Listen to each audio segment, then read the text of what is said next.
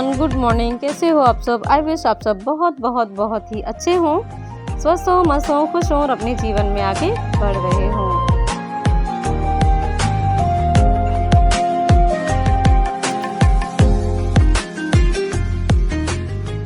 तो फ्रेंड्स, आज की शुरुआत हुई थी मेरी सुबह 5 बजे से। जैसे कि आप सबको पता है, सुबह सुबह से ही मैं अपने काम में लग जाती हूँ। और मेरी एक फ्रेंड ने कमेंट किया था कि मैं किस चीज़ की तैयारी कर रही हूँ। तो मैं आपको बताना चाहती हूँ कि मैं टीचिंग एग्ज़ाम्स की प्रिपरेशन कर रही हूँ। टीचिंग से रिलेटेड वैकेंसीज़, चाहे वो केवीएस एग्ज़ाम हो, चाहे वो एनवीएस, चाहे आर्मी पब्लिक स्कूल्स हों या फिर यूपी टेट। मैं बेसिकली यूपी से हूँ, इसीलिए मैं यूपी स्टेट, अगर स्टेट टीचिंग एग्ज़ाम्स की बात करें तो फिर मैं यूपी टेट से रिलेटेड सुपर टेट की बेसिकली तैयारी कर रही हूँ, क्योंकि यूपी टेट मेरा क्लियर हो गया है इसीलिए। तो बस ये था मेरे बारे में, जो मैं तैयारी कर रही हूँ उसकी। और अगर बात करें कि सुपर टेट कब तक आएगा, तो एग्जैक्टली मुझे इस बारे में कुछ नहीं पता है कि कब तक आएगा, क्योंकि मैं पिछले 4 साल से इस वैकेंसी का वेट कर रही हूँ और कंटिन्यू तैयारी भी कर रही हूँ। बीच बीच में जो भी एग्ज़ाम्स आते हैं उन सभी के फॉर्म फिल करती हूँ और एग्ज़ाम देती हूँ। अभी तक किसी भी वैकेंसी के साथ ऐसा नहीं हुआ है कि वैकेंसी कंप्लीट हुई हो, पर फिर भी मेरी जो कोशिश है वो जारी है। और कैसे अपने अंदर एक मोटिवेशन बनाए रखा है मैंने, और कैसे मैं अपना धैर्य बनाकर रखती हूँ, कैसे मेरे अंदर इतना पेशेंस आता है। तो बस इसके लिए मैं आपके साथ में कुछ पंक्तियाँ शेयर करना चाहूँगी। हो सकता है ये पंक्तियाँ आपके अंदर भी एक साहस भर दे, कुछ करने का, आगे बढ़ने का, अपने सपनों को पूरा करने का साहस भर दे। तो ये पंक्तियाँ बेसिकली अमिताभ बच्चन जी द्वारा कही गई हैं और मुझे इनसे बहुत ज़्यादा मोटिवेशन मिलता है। मैं अपने अंदर एक अलग ही एनर्जी का एहसास करती हूँ जब इन पंक्तियों को मैं सुनती हूँ। तो सुनिए, सुनाती हूँ आप सभी को। हो सकता है आप में भी सोई हुई क्षमता जाग जाए और आप भी अपने सपनों को पूरा कर पाएँ। तो मुट्ठी में कुछ सपने लेकर भरकर जेबों में आशाएं, दिल में है अरमान यही कुछ कर जाएं। मुट्ठी में कुछ सपने लेकर भरकर जेबों में आशाएं, दिल में है अरमान यही कुछ कर जाएं। सूरज सा तेज नहीं मुझ में, दीपक सा जलता देखोगे। सूरज सा तेज नहीं मुझ में, दीपक सा जलता देखोगे। अपनी हद रोशन करने से तुम मुझको कब तक रोकोगे। ये तुम मुझको कब तक रोकोगे, ये बेसिकली मैं अपने वक्त को, अपने हालातों को बोल रही हूँ। मैं उस माटी का वृक्ष नहीं जिसको नदियों ने सींचा है। मैं उस माटी का वृक्ष नहीं जिसको नदियों ने सींचा है। बंजर माटी में पलकर मैंने मृत्यु से जीवन खींचा है। मैं पत्थर पर लिखी इबारत हूँ, शीशे से कब तक तोड़ोगे। मैं पत्थर पर लिखी इबारत हूँ, शीशे से कब तक तोड़ोगे। मिटने वाला मैं नाम नहीं, तुम मुझको कब तक रोकोगे।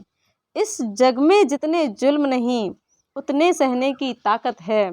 इस जग में जितने जुल्म नहीं उतने सहने की ताकत है।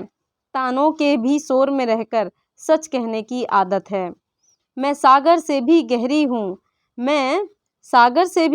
हूँ, तुम कितने कंकड़ फेंकोगे।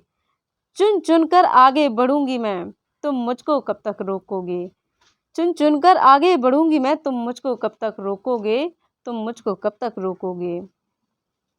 झुक झुक कर सीधी खड़ी हुई हूँ, सीधी खड़ी हुई हूँ। अब फिर झुकने का शौक नहीं, अपने ही हाथों रचा स्वयं, तुमसे मिटने का खौफ नहीं। तुम हालातों की भट्टी में जब जब भी मुझको झोंकोगे,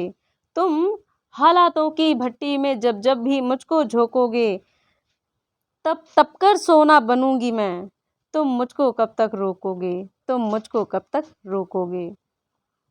तो फ्रेंड्स, ये थी कुछ पंक्तियाँ जो कि अमिताभ बच्चन जी द्वारा बोली हुई हैं और मुझे इन पंक्तियों से एक अलग ही साहस, अपनी शक्ति, अपनी क्षमता का एहसास होता है।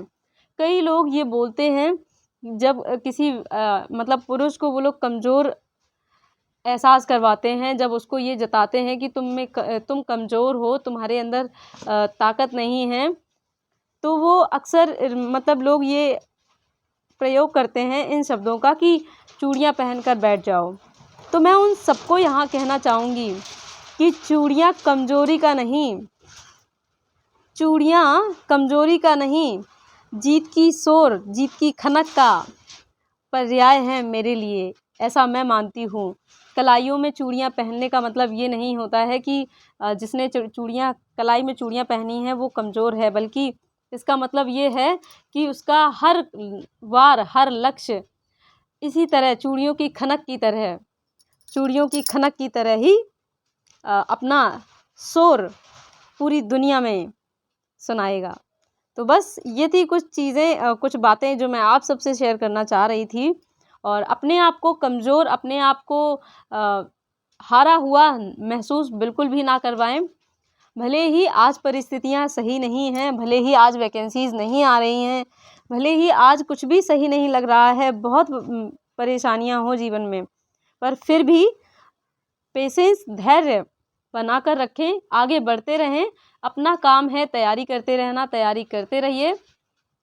एक ना एक दिन ऐसा मौका ज़रूर आएगा जब वार होगा और एक ही बार में सब कुछ सही हो जाएगा। जब वैकेंसी आएगी तब हमें ये पछताने का बिल्कुल भी नहीं समय रहेगा कि हमने पढ़ नहीं पाया या हमें समय कम मिला। तो इसीलिए जो भी समय अभी है हमारे पास, भले ही वो समय भले ही वैकेंसी ना आई हो, खाली हो समय, पर इसी समय का प्रयोग आगे आपको सफलता दिलाएगा। तो बस आज की मेरी जो डेली की दिनचर्या है वो शुरू हो चुकी है। जैसे कि आप सब डेली ही देखते हो, तो अभी बना रही हूँ मैं चाय, और चाय के साथ आज यशवी ले आई थी टोस्ट, और हम सब मिलकर टोस्ट और चाय करेंगे नाश्ते में। और उसके बाद मैं बनाऊँगी लंच।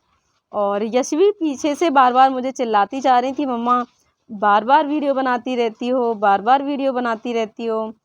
तो बस उनकी बातें सुन के थोड़ा सा हंस भी देती हूँ। और चाय फिनिश करने के बाद ये देखिए, मैं अपने घर की थोड़ी सी हालत दिखा रही हूँ आपको।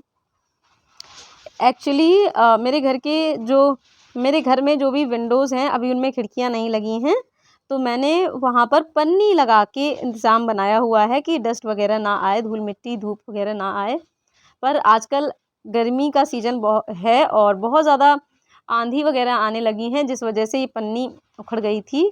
और ये देखिए, हमारे गमले में बहुत ही प्यारा सा खूबसूरत सा फूल खिल गया है। वैसे तो जो ये बेल है, इसमें सर्दियों में ही फ्लावर निकलते हैं, लेकिन सींचने का नतीजा है। मैं डेली बेसिस पर इसको, पहली बात तो मैं छाँव में रखे हुए हूँ जिसमें हल्की ही धूप आती है, और बाकी इसमें पानी का बराबर सिंचाई से करती रहती हूँ, जिससे कि बहुत ही जल्दी इसमें एक फ्लावर निकल आया है, जिसकी मुझे बहुत खुशी है। और इसी तरह से अगर हम मेहनत करते रहें तो हमारी सफलता का भी फूल निश्चित तौर पर खिलेगा, भले ही कितनी ही विपरीत परिस्थितियाँ क्यों ना हो। मेहनत के जल से सिंचाई ज़रूर करते रहें। और यहाँ पर यशु और मेरे देवर की बेटी, देवरानी की बेटी मतलब, दोनों ही डांस कर रही थी। दोपहर का समय था, थोड़ी मस्ती हो रही थी।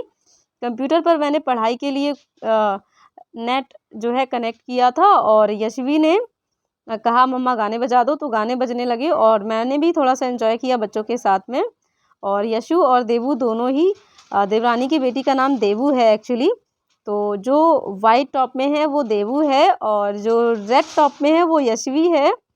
दोनों ही सेम ईयर की हैं लगभग, आप कह सकते हैं 1 साल का अंतर है दोनों में, बट हाइट वाइज और हेल्थ वाइज दोनों सेम हैं। तो बस आज का व्लॉग इतना ही। हालांकि मैंने पढ़ाई की थी, पर उसका वीडियो मैं शूट नहीं कर पाई। तो बस आज का वीडियो इतना ही। आई होप आपको ये वीडियो अच्छा लगा हो। कैसा लगा कमेंट सेक्शन में ज़रूर बताइएगा। मिलते हैं फिर।